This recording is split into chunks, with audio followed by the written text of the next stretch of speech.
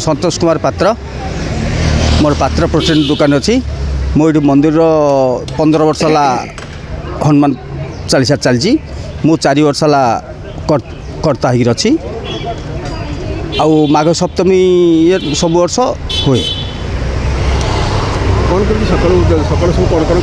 सका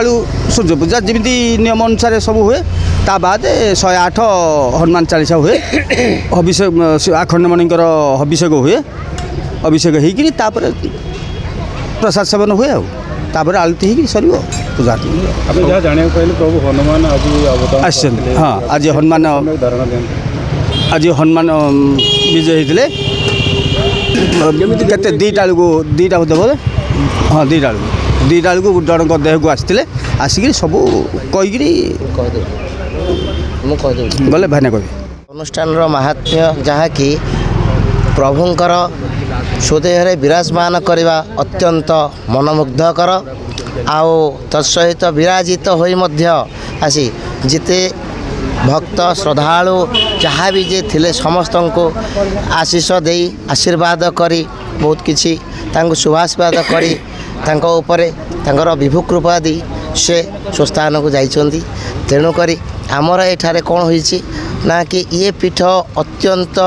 महात्म्य आउ अनेक दिन पुरातन पीठ ये आखंडलमणि कहले प्रथमे यामा शोरूम थिला तेणु एठी कहले से एरिया को बुझाए तेणु आउ कहीं बुझीपार नथिले से जगार बुझिले जो हनुमानंकर कार्य ये प्रारंभ करागला प्रथमे सेतिकी बेले 178 लोकाचार सबुठी प्रचलित है शुणागला चलला धीरे धीरे धीरे धीरे सब लोक बढ़िबार लगिले एणिकी आगरू आमर 21 तापर 54 तापर 108 तेणु आगू केते हम कौन हम तार सीमा नहीं कहीहबनी जो श्रद्धालु मैंने आसुँच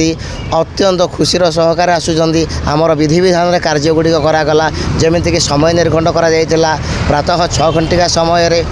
समस्ते एक संगरे जोगाजोग करेंगे मंदिर पाखरे तापर आमर समस्ते कलश जल ग्रहण पाई बाहर जीवे जल निमंत्रण करा जाके आसीज तापर आमर सूर्य पूजा गुरु पूजा पर कलश पूजा तापर संकल्प तापर प्रभु को आवाहन पूजा आवाहन तापर उपचार पूजा पर शिव शंकर अभिषेक पर सुंदरकांड पाठ पर अंतिम पर्याय कौन ना कि हवन करी समापन करी तत्सहित आरती समापन करी आमे पूजा समापन करूँ 1 दिवसीय व्रत विसर्जन करूँ एतिकी मोर कहे जय श्रीराम।